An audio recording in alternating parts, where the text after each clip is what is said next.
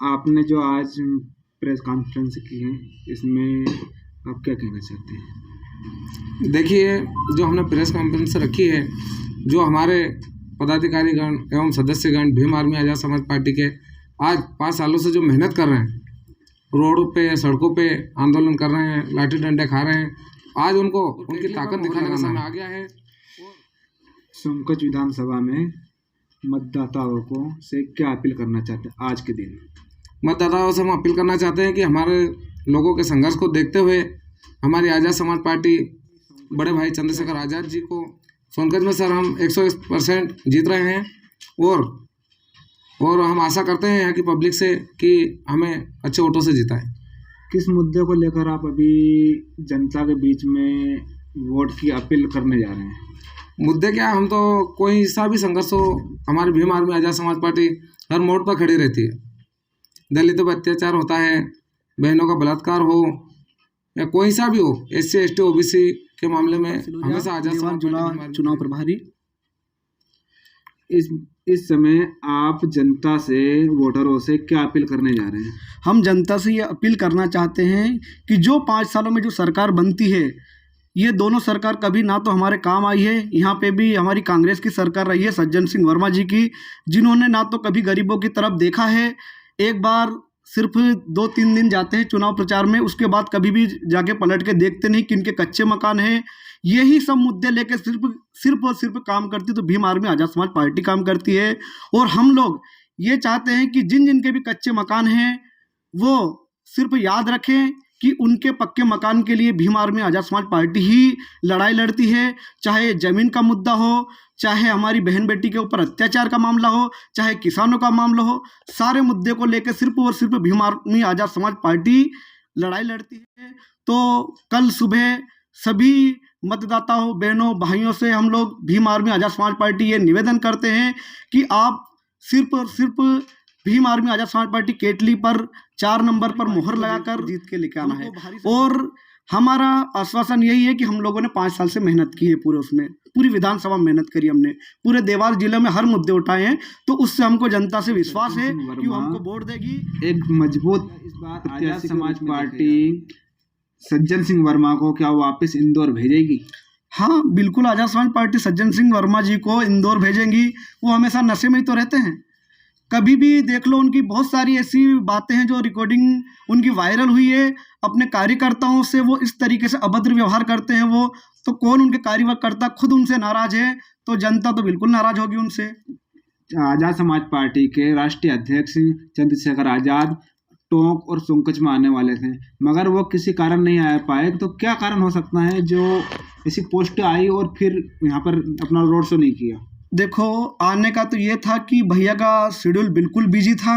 सोनकच का भैया ने बोला भी था और 100% ने कहा था कि मैं कोशिश करूँगा आने की, इसलिए उनका इच्छावर और दमों में विधि उनके उसमें बात रखने के लिए, और हमने उनका काफिला बिल्कुल जोर शोर से निकाला।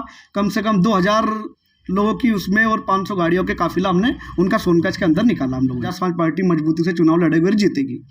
CST और बाबा साहब की संविधान की बात करते हैं और बाबा साहब उनको कभी नजर नहीं आए। अगर वो चाहते तो बाबा साहब की सबसे बड़ी प्रतिमा सोनकच की बस स्टैंड पे लगा के दिखाते वो, लेकिन नहीं करना उनको। सिर्फ समाज पार्टी से जिला महासचिव हूँ मैं। इस बार सोनकच में कितनी मजबूती से आज़ाद समाज पार्टी चुनाव लड़ने जा रही है? देखिए, हम 5 साल से संघर्ष कर रहे हैं। 2016 में भीम आर्मी की स्थापना हुई।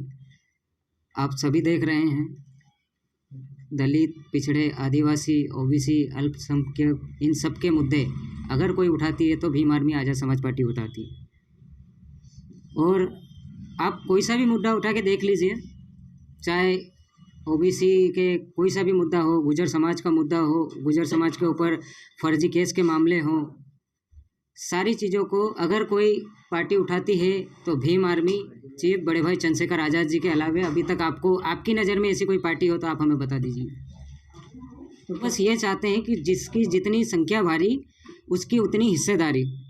अब आपको भी पता है सोनगंज में किसकी कितनी संख्या है।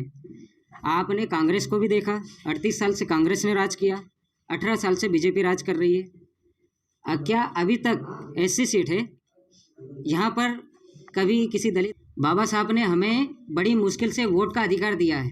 इसके अलावा हमारे पास ST SC OBC के पास आप ऐसा कोई बता दो, कितने हमारे जज हैं, कितने हमारे SP हैं, कितने हमारे कलेक्टर हैं, कितने हमारे IG हैं, कितने हमारे DGP हैं।